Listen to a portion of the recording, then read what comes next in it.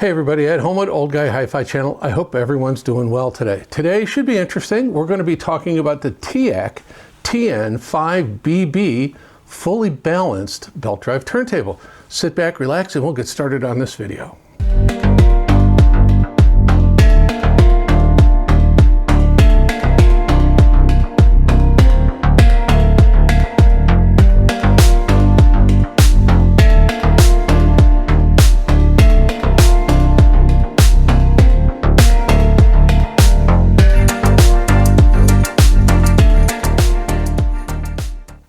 So the TEAC TN-5BB fully balanced belt drive turntable. It runs $1,800. It is built like a tank. It actually weighs about 24 pounds. It has some real unique features. We'll talk about that, but the basics are, obviously does 33 and 45, but this will also do 78s. Now, if you're going to do 78s, you're going to need a specialized cartridge for that. The supplied Ortofon cartridge won't do that.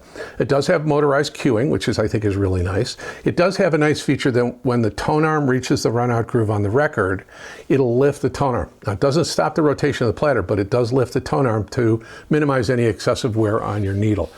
It is really interesting in the construction, and it uses the knife edge tone arm. We're going to talk about that in a second. And this dual chassis, which I think is really fascinating and contributes to its weight. It uses a really heavy 36 millimeter MDF base plate topped with a 12 millimeter synthetic marble top plate. Now, the tone arm and the actual platter itself are mounted to the marble, where the motor, the DC motor, is actually mounted to the MDF plinth. So they're completely isolated from one another. So the structure is very rigid, very immune to vibration. Obviously, as you can see, it does come with an acrylic platter and also a really beautiful brass bearing. So what are some of the unique features of this unit?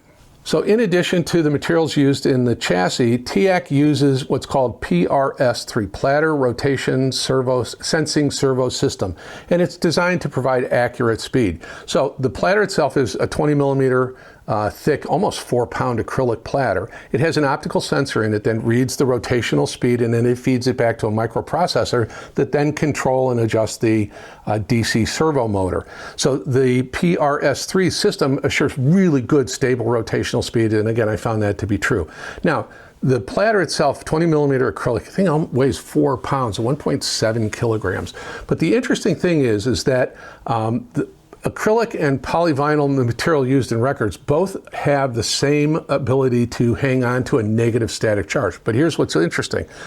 It's what and the polyvinyl is also what they call triboelectric series. So a triboelectric series is a list of materials ordered according to the ease with which they develop a positive or negative static charge. Materials that are very close in triboelectric series rating don't easily develop charges when they're in contact with one another. The only time they would is when they're further distance away.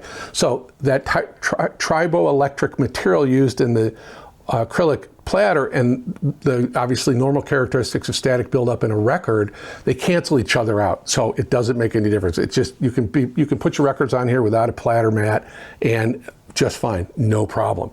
So let's talk about the knife edge tone arm, because I'm going to reconfigure so you can see it better.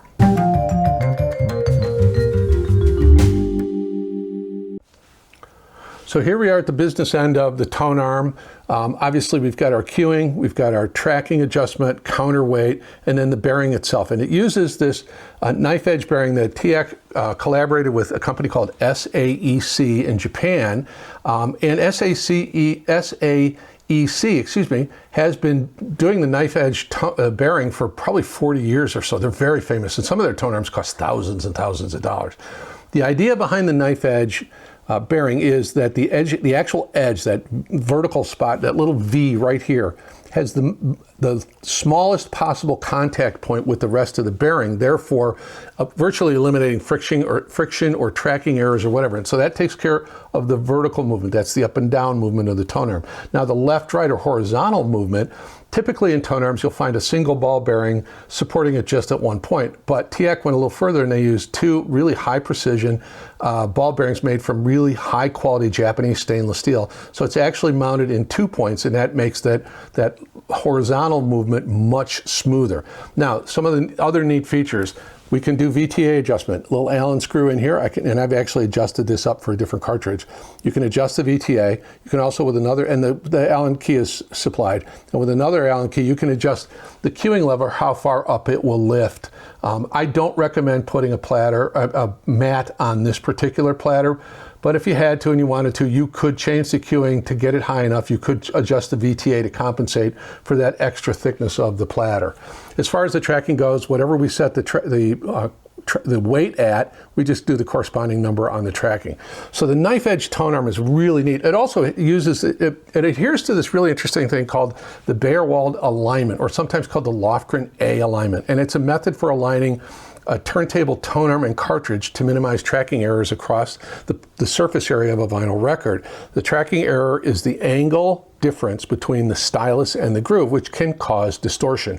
And it is the recommended alignment by the IEC. So again, the Baerwald alignment. Really interesting, really high quality.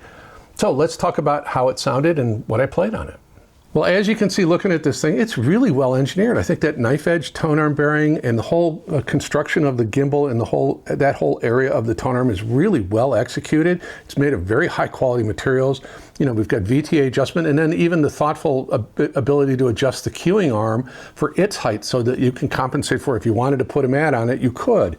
I wouldn't do that because they went to all the trouble to get this acrylic platter to have the same kind of static characteristics as the vinyl itself so that they cancel each other out. I think that's fascinating to me anyway. Really, really well executed device. Now, shout out to Isoacoustics for the Zazen platform. Shout out to Stack Audio for the Serene record stabilizer. This makes a big difference. I think that makes a difference. I haven't done a lot of testing with it because I just got it, but so far I'm really pleased with it. So I listened to this thing a lot of different ways. I did run it single-ended into the Cambridge Evo's built-in phono preamp, and it sounded just fine on my moving magnet cartridge. I didn't use the Ortofon really for anything because I just don't find the sound of it to be appealing at all. I also did run this into the Advanced Paris A7, which has a moving magnet, moving coil phono preamp, and it worked fine. There was a little bit of a mismatch, I think, with the moving coil just because of impedance loading, but it worked okay. And then I did run this primarily with the TEAC TN-5BB, which you can't see. It's back here under that silver topping DAC. That is their fully balanced moving coil, moving magnet phono preamp. It is remarkable. Now, it's $2,100. It's expensive, but it is really good. And that, I think, is one of the big points of this being a balanced turntable. So we've got common mode rejection. So if there's going to be any noise in the line at all, it's automatically rejected, and it's going into a fully balanced phono preamp, which then has all the loadings you could ever imagine for any cartridge. You can actually measure the impedance of your cartridge with that device so that you can match it best. You can also demag your moving coil cartridge with it. It's got subsonic filter if you need one. It's also got the three recording curves. It's got RIAA, which is the most common, but it also has the Decca, and it also has the Columbia curves in it. So if you are going to be doing 78s or older recordings, you're set. You got the equalization curves already done in there. So anyway, I listened to this thing long into the night. A lot of records I spun on this for sure. Just amazing. So some of the standouts for me, and you guys are going to recognize this. This is Bella Flaga by Hani Arani. This is a remarkable recording, just beautiful. Now this is the actual original Deutsche Grammophon German pressing. I just got it in from Europe a couple of weeks ago, and this thing's been on the turntable a ton lately. Now to show off my audiophile chops, right? I did use the Miles Davis Kinda Blue from Mobile Fidelity, the 45 RPM version. I did also, and this isn't maybe the best one, I did use the 50th anniversary release of Dark Side of the Moon, apparently signed off by members of the band. It's very good, but I don't know if it's the best copy or best version. I'm kind of convinced that my SACD version, my DSD version, is probably better sounding overall. I don't know. It hasn't been remixed like this one has. The standout for me, though, is I dug this out of the archive. Schulte, the CSO, Mahler 7th, magnificent. This is the OG original London release. Wow. It's probably 50 years old, 45 years old, just magnificent. Mahler is amazing. I encourage you to listen to him.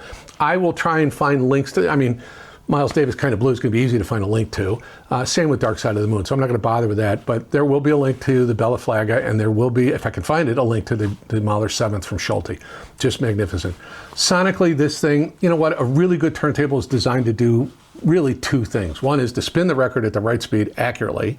The tone arm is designed to track the record accurately, and then just get the hell out of the way and let the sound get out to the rest of your gear, not influence it in any way. And I felt that was what this did. It was immune to any vibrations. It was immune to any resonances. It just performed flawlessly. The speed was accurate. The balanced output, I think, really makes a big difference. Not only just the 4-volt, but also I just think, you know, the common mode rejection of balance is really important. Running into that TEAC phono preamp, oh my goodness, is that thing beautiful sounding. It was a great combination. Just wonderful, wonderful, wonderful. And again, for the lion's share of it, I used my Audio-Technica moving coil. I'm not a fan of the OM Red. Anyway, that's that. I think I've covered all the bases. It really is a wonderful turntable, and it is expensive. I get it, but man, it would be, if I was going to trade up, and you know, this would definitely be in consideration for me if I wanted to up my vinyl game, and I'm thinking about it. I don't need any more stuff. Anyway, hopefully you enjoyed the video. Hopefully you'd be willing to give me a like and your subscription. Most of the folks that watch my videos aren't subscribed, and I must say it really does help the channel. As I'm filming this, last night we went through 17,000 subscribers, so thank you guys so much. Thank you to all my members. Thank you to all my subscribers. Thank you to all the viewers. If you wouldn't mind, please give me your subscription. It does help manufacturers. You know, it does encourage them to give me product to play with because they see that I have a good channel and a good viewership, and obviously, you know, that helps them out. So please subscribe if you can.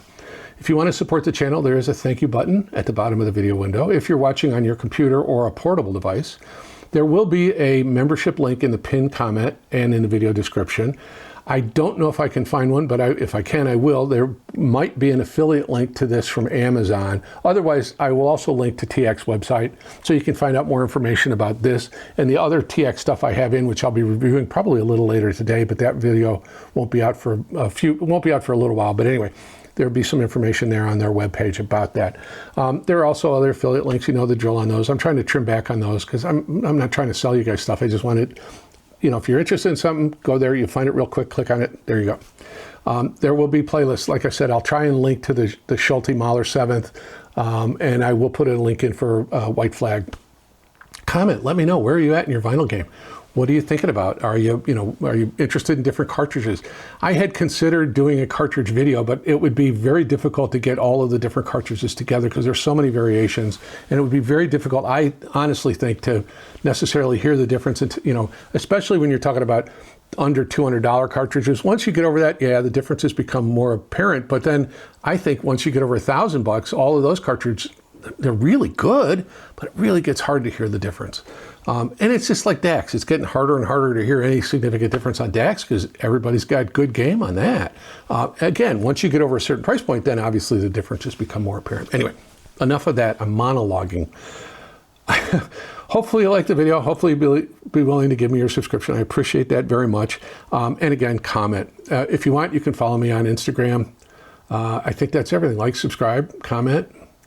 My name's Ed Homewood. This is the Old Guy Hi-Fi channel, and it's now your obligation to yourself to get up out of your chair, go put on a wonderful vinyl record or any piece of music that you really love. Sit back, enjoy, relax, and just have a wonderful day. Thanks so much for your time.